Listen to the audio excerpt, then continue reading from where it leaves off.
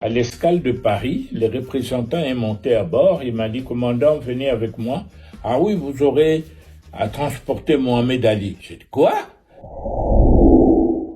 Je m'appelle Simon Diasoloa. Je suis né à Léopoldville, actuellement Kinshasa, le 14 novembre 1942. À l'époque, le Congo était une colonie belge et donc je suis né pendant la colonisation. Tout le monde savait ce qu'il pouvait faire, ce qu'il ne pouvait pas faire. Tout ce que moi je me rappelle, c'est qu'à partir de 17h30 ou 18h à l'époque, tout ce qui n'était pas blanc devait quitter la ville blanche pour rejoindre la cité indigène, sauf les quelques Congolais qui étaient spécialement autorisés à rester. Tous les Congolais savaient qu'à 18h, ils devaient quitter. S'ils se faisaient attraper, ils risquaient même la prison.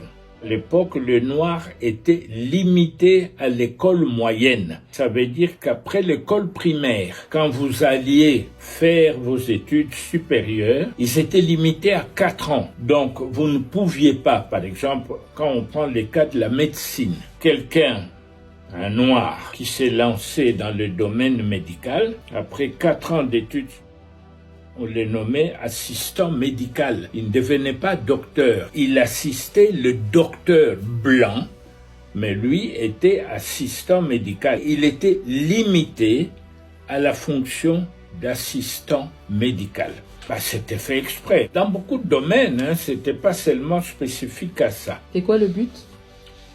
Pour séparer les communautés, montrer que le blanc pouvait faire ça et que les autres étaient limités à cela. Je me rappelle quand j'étais en 6e primaire à Sainte-Anne, nous avons reçu la visite des inspecteurs qui venaient de la métropole, tous de Belges. Ils nous ont réunis dans une grande salle et qui ont commencé à nous poser des questions sur ce que nous voulions faire. Plus tard, ils nous ont donné des petits bouts de papier avec un bic, chacun devait écrire ce qu'il voulait. Et moi, j'ai dit, je veux être pilote.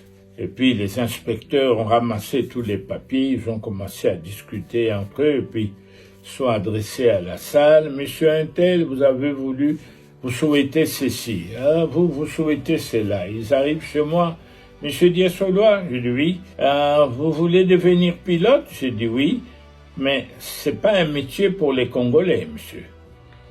Alors, j'ai regardé les inspecteurs, je leur ai dit, je deviendrai pilote. Aucun d'eux ne l'a cru. Il y a eu un éclat de rire général dans la salle. Grâce aux libéraux belges qui ont fait changer les lois en Belgique, la répercussion de ces lois sur la colonie a porté ses fruits. Ils ont permis maintenant aux Noirs de faire 6 ans d'études secondaires. Grâce aux Athénées, et c'était une révolution à l'époque. Les Noirs pouvaient aller jusqu'à terminer les humanités, les 6 ans, qui leur permettaient d'aller plus haut. D'ailleurs, à l'époque, certains Noirs avaient été dotés d'un statut d'évolué, comme on les appelait à l'époque, donc on pouvait les comparer aux Blancs, mais tant qu'ils étaient dans la colonie, ils devaient considérer les Blancs comme leur chef, leur supérieur, alors qu'on leur autorisait à rester à la Cité Blanche passé 18 heures, mais ils étaient une toute petite minorité. À l'époque, il n'y avait aucun couple mixte autorisé à vivre au Congo. On a eu l'indépendance le 30 juin 60 et en 61, on crée Air Congo. Et là, je vois que la nouvelle compagnie cherchait des candidats pilotes qui devaient être envoyés en formation en Europe. Et sans rien dire à mes parents, je me suis présenté, on m'a fait passer des tests et tout. J'ai été retenu, on m'a donné comme condition que tu termines ton année, ta dernière année d'humanité en Belgique. Et c'est comme ça qu'en 61, je me retrouve à l'Athénée de Neuchâteau où j'ai fait ma dernière année d'humanité et de là, j'ai été à Liège où on m'a demandé de passer une année spéciale en maths et en physique. Donc, on m'a pris, moi et mon collègue Ilunga, on nous a envoyés à Liège, puis nous nous sommes présentés à l'école d'aviation civile où nous avons été retenus et nous avons suivi notre formation comme pilote d'avion. J'ai voulu devenir pilote et je suis devenu le pilote que j'ai voulu être. Et c'était en 74. Je faisais un vol régulier. Je devais faire ce jour-là Bruxelles-Paris, Paris-Kinshasa. Donc moi, dans le cadre de mes activités de pilote de ligne, j'avais à faire ce vol-là. L'avion était bourré, on a beaucoup de passagers. À l'escale de Paris, le représentant est monté à bord. Il m'a dit, commandant, venez avec moi. Vous pouvez prendre 2, 3, 4 membres d'équipage, vous me suivez. J'ai dit, mais ah oui, vous aurez à transporter Mohamed Ali. J'ai dit, quoi? Il dit, oui, Mohamed Ali est arrivé à Paris, donc vous allez l'amener à Kinshasa pour son combat avec Foreman. J'ai dit, ok, j'ai choisi 2, 3 gars de mon équipage. On sort de l'avion, il y avait une salle là, je vois plein de monde autour d'un monsieur qui faisait un genre de show là au milieu. Et on m'amène devant Mohamed Ali, on me présente et tout. Alors les gars se retournent vers moi et disent, ah, c'est vous qui allez me piloter Oui, c'est nous. Mais il dit, oh, mais c'est extraordinaire. Alors il a commencé à politiser l'affaire. Je l'ai entendu dire, chez nous aux États-Unis, ce genre de choses n'existent pas. Quand on nous parle de noirs, c'est souvent Tarzan, des conneries comme ça, mais jamais je n'ai vu des gens comme vous, pilote. Alors, dans ma tête, ça fait clic. Je me suis dit, tiens, la réglementation compagnie nous interdit pendant l'exercice de notre fonction de discuter politique ni religion. C'était interdit. Ayant pensé à ça, je me suis dit, bon, Mohamed Ali, merci, écoute, nous avons le vol à préparer, on se voit à bord. Alors à tout à l'heure, et on retourne préparer le vol, et puis après, on commence l'embarquement. Et les représentants viennent et me dit, écoutez, acceptez-vous de prendre Mohamed Ali dans le cockpit? J'ai dit, bah, moi ça me dérange pas, s'il le veut, avec plaisir. Ok. Il dit, il est là, et je me tourne, je vois Mohamed Ali, je lui dis, sois le bienvenu à bord, mettez-vous sur les sièges derrière moi et mettez la ceinture. Et je vois les gars qui changent de couleur. Je me tourne, je dis, mais Ali, y a-t-il un problème? Il me regarde, il me dit, no white man here? Comme ça. Il n'y a pas de blanc ici? J'ai dit, mais Mohamed, mais tout à l'heure, quand nous avons été présentés, as-tu vu un blanc? C'est ce qu'il m'a répondu. Il me dit, ah, pour moi, c'était une blague. Il me répond comme ça que pour lui, quand nous avions été présentés, nous faisions partie d'un show pour montrer à tout le monde. J'ai dit, non, Mohamed Ali, il n'y a pas de blanc. This is my co-pilot, this is my flight engineer. Et je vois les gars changer de couleur. Il tremblait, il était incapable de bouger.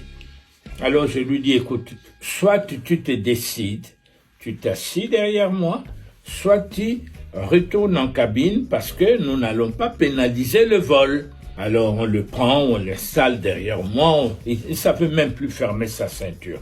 On démarre, on commence à rouler, et pendant qu'on roulait, et avant qu'on arrive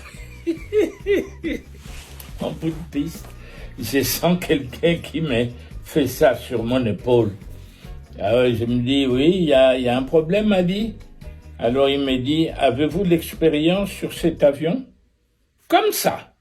J'ai dit, Ali, are you kidding or what? Vous êtes en train de blaguer? Non, il voulait être sûr parce que c'est la première fois de sa vie. Ensuite, il nous voit décoller, monter en croisière. On se dirige vers le sud et puis je le vois aller derrière. Et ensuite, il revient. On était au-dessus de la Méditerranée. Il rentre dans le corps, puis je lui dis, Ali, regarde là-bas, tu vois la côte? Il me dit, oui. J'ai dit, ça, c'est l'Afrique du Nord. Et puis après ça, tu verras le désert. Il n'en revenait pas. Ça faisait 2 heures qu'on était ensemble. Comme il a vu que tout allait bien, il est retourné derrière faire appel à des journalistes. et je vois mon cockpit envahi. Il est en train de parler à la presse en disant, voilà, on nous parle de ceci, des Africains, ils parlent de combien de langues, ils pilotent ces avions. Donc c'était pour lui une découverte. This is strange to the American Negro. We never dreamed of this. And every time we watch television, they show us Tarzan and the natives and the jungles. They never told us that the Africans were more intelligent than we are. They speak English, French and African. We can't even speak English good. À l'arrivée à Kinshasa, on est arrivé la nuit, vers 20h passées, et on est devenus amis. On s'est même revus aux États-Unis. Il revenait de Chicago. Dès qu'il m'a croisé à l'aéroport, il a commencé à crier « My pilot, my pilot !» Même les Américains le regardaient. Je ne l'en voulais pas.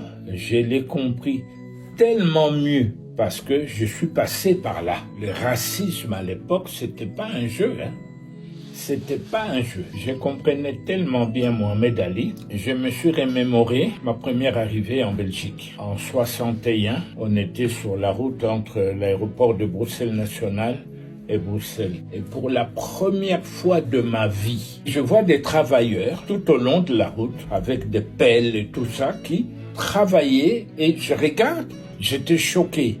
Pourquoi? Je vois un colonisé qui est indépendant depuis 1 an, qui de toute sa vie n'a jamais vu un blanc faire du travail manuel. Je vois ces blancs en train de creuser. Oh, même eux aussi font les travails qui s'exigent de nous en Afrique. Déjà, à ces jours-là, j'étais choqué par la première réalité de la vie que je voyais vis-à-vis des gens que je considérais comme supérieurs.